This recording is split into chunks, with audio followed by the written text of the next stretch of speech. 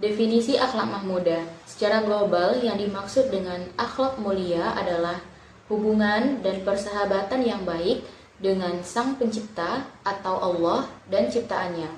Berakhlak mulia kepada makhluk adalah dengan mengetahui bahwa mereka adalah rahasia takdir.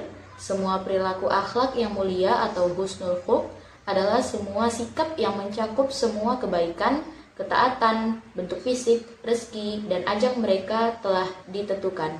Kemudian kita berbuat baik kepada mereka sesuai kemampuan, sehingga mereka merasa aman dari gangguan kita dan mencintai kita sesuai pilihan mereka.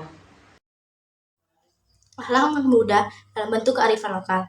Kearifan lokal pada suatu daerah hendaknya tidak bertentangan dengan agama mayoritas pada daerah tersebut. Jika terjadi pertentangan, maka masyarakat harus memilih agama karena agama adalah petunjuk hidup. Maka, tidak boleh ada yang bertentangan dengan agama. Jika ada, maka harus disingkirkan.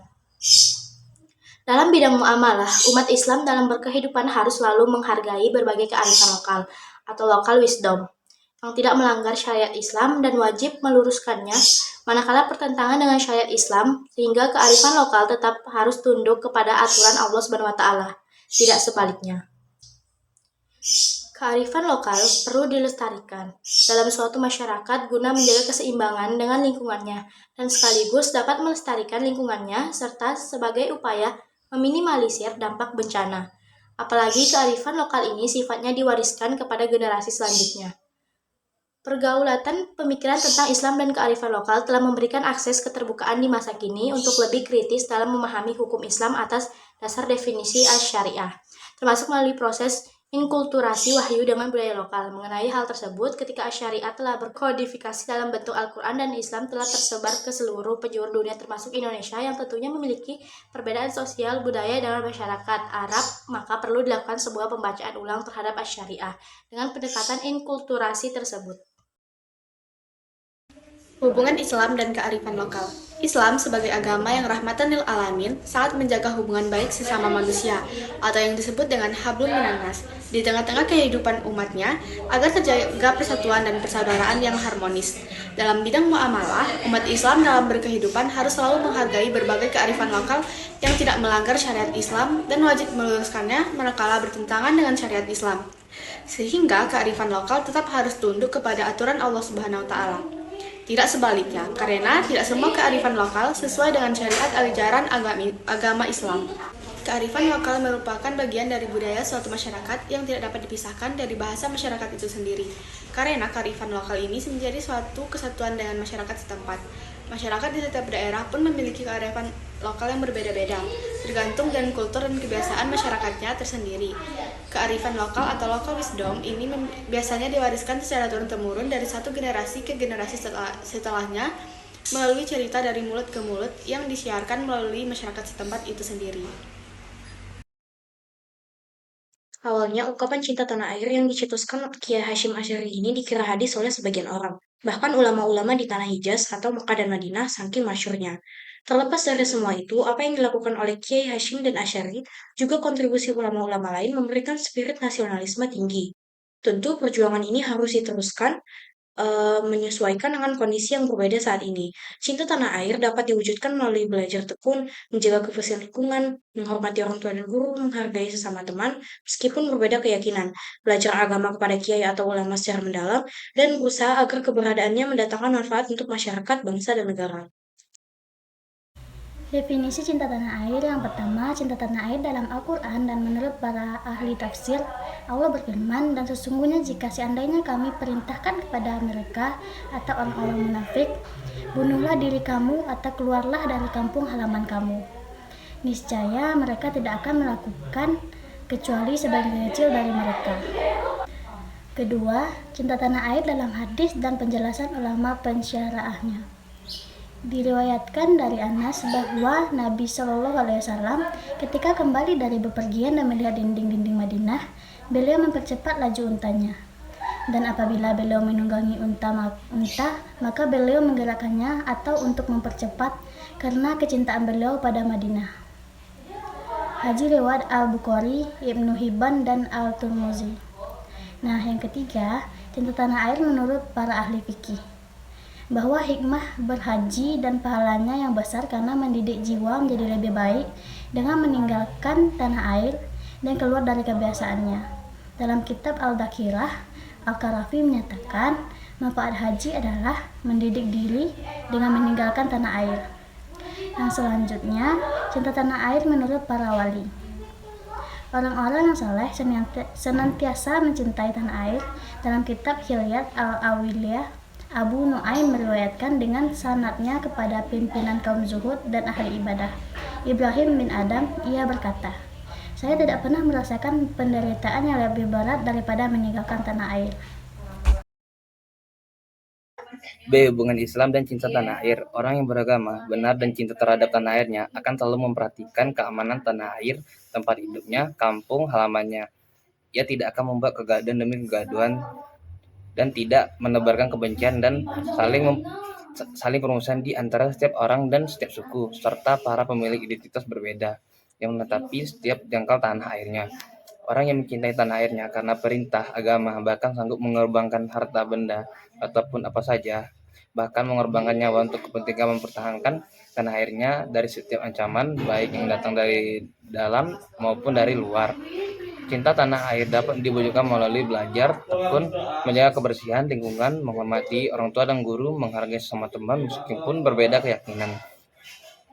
Belajar beragama kepada kiai ataupun ulama secara mendalam dan berusaha agar keberadaannya mendatangkan manfaat untuk masyarakat, bangsa, dan negara. Tanah air sebagaimana yang kita ketahui bersama adalah negeri tempat kelahiran Ali bin Muhammad bin Ali Al-Jurjani 1984. Mendefinisikan hal ini adalah istilah al-watan al-asli, yaitu tempat kelahiran seorang dan negeri di mana ia tinggal di dalamnya. Al-Jurjani mengatakan al-watan al-asli adalah tempat kelahiran seseorang dan negeri di mana ia tinggal di dalamnya. Akhlak Mahmudah dalam bentuk peka terhadap kelestarian lingkungan. Lingkungan merupakan bagian dari integritas kehidupan manusia, sehingga lingkungan harus dipandang sebagai salah satu komponen ekosistem yang memiliki nilai untuk dihormati, dihargai, dan tidak disakiti. Dalam Islam, manusia mempunyai peranan penting dalam menjaga kelestarian alam atau lingkungan hidup. Islam merupakan agama yang memandang lingkungan sebagai bagian yang tidak terpisahkan dari keimanan seorang terhadap Tuhannya. Di samping Islam melarang membuat kerusakan di muka bumi, manusia juga mempunyai kewajiban untuk menjaga lingkungan dan menghormati alam semesta yang mencakup jagat raya, yaitu manusia, tumbuhan, hewan, makhluk hidup lainnya, dan makhluk tidak hidup. Hubungan timbal balik ini yang saling mempengaruhi selalu terjadi antara manusia dan lingkungan di dalam setiap melakukan aktivitasnya. Manusia mempengaruhi lingkungan dan begitupun sebaliknya. Manusia juga dipengaruhi oleh lingkungannya. Hubungan Islam dengan peka kelestarian lingkungan. Lingkungan merupakan bagian dari integritas kehidupan manusia, sehingga lingkungan harus dipandang sebagai salah satu komponen ekosistem yang memiliki nilai untuk dihormati, dihargai, dan tidak disakiti. Lingkungan memiliki nilai terhadap dirinya sendiri. Integritas ini menyebabkan setiap perilaku manusia itu dapat berpengaruh terhadap lingkungan di sekitarnya. Perilaku positif dapat menyebabkan lingkungan tetap lestari, dan perilaku negatif dapat menyebabkan lingkungan menjadi rusak. Integritas ini pula yang menyebabkan manusia memiliki tanggung jawab untuk berperilaku baik dengan kehidupan di sekitarnya. Kemudian kerusakan alam diakibatkan dari sudut pandang manusia yang antroposentris, memandang bahwa manusia adalah pusat dari alam semesta. Pandangan agama Islam dalam alam dan lingkungan adalah satu, dan dia menundukkan untukmu apa yang ada di langit dan apa yang ada di bumi semuanya, sebagai rahmat daripadanya. Sesungguhnya pada demikian itu benar-benar terdapat tanda-tanda kekuasaan Allah bagi kaum yang berfikir. Surah Al-Jathiyah urutan ke-46 ayat 13. Yang kedua, maka sesungguhnya akan kami kabarkan kepada mereka apa-apa yang telah mereka perbuat, sedang kami mengetahui keadaan mereka. dan kami sekali-sekali tidak jauh dari mereka. Surah Al-A'raf, urutan ke-7 ayat 7. Yang ketiga, Allah lah yang telah menciptakan langit dan bumi dan menurunkan air hujan dari langit, kemudian Dia mengeluarkan dengan air hujan itu berbagai buah-buahan menjadi rezeki untukmu. Dan Dia telah menundukkan bahtera bagimu supaya bahtera itu berlayar di lautan dengan kehendaknya, dan Dia telah menundukkan pula bagimu sungai-sungai. Surah Ibrahim, urutan ke-32.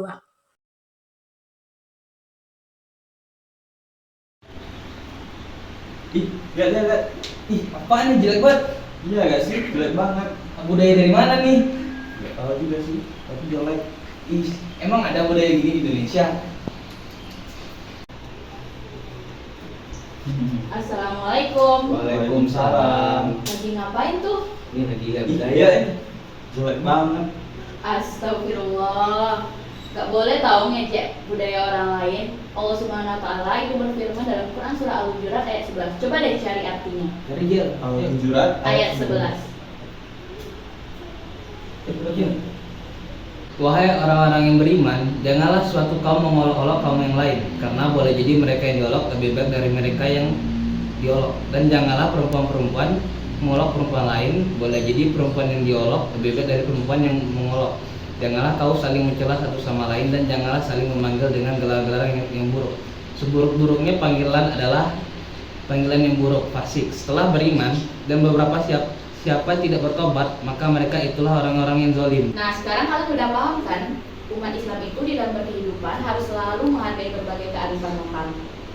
Islam dan juga budaya lokal itu merupakan dua komponen penting yang saling mendukung terhadap perkembangannya, di mana Islam itu berkembang karena menghargai budaya lokal. Begitu pula dengan sebaliknya, budaya lokal ini tetap eksis karena mengalami perbauran dengan ajaran Islam. Jadi sampai sini kalian paham kan kalau apa yang kalian lakuin barusan itu salah? Iya salah, maaf deh. Oke deh, kami gak akan ngejek budaya lain lagi. Oke. Anaknya, ini sampahnya mau buang di mana? Mau aja di sini. Kalian Buang sampah sembarangan. Suka-suka kami ya. Tahu kan, di dalam Islam manusia itu punya peranan penting dalam menjaga kelestarian lingkungan. Islam itu merupakan agama yang memandang lingkungan sebagai bagian yang tidak terpisahkan dari keimanan seseorang terhadap Tuhannya. Di samping itu, dalam Islam melarang membuat kerusakan di muka bumi. Manusia juga mempunyai kewajiban untuk menjaga lingkungan dan menghormati alam semesta yang mencakup jagat raya, seperti manusia, tumbuhan, hewan, makhluk hidup lainnya, dan makhluk tidak hidup. Islam memberikan perhatian yang besar terhadap kelestarian alam dan lingkungan agar manusia dapat hidup dengan bahagia dan lingkungan tidak rusak. Jika lingkungan rusak, maka semua makhluk hidup akan terdampak. Oh, maaf ya, doakan kami ulangi lagi deh. Oh iya, nggak apa-apa.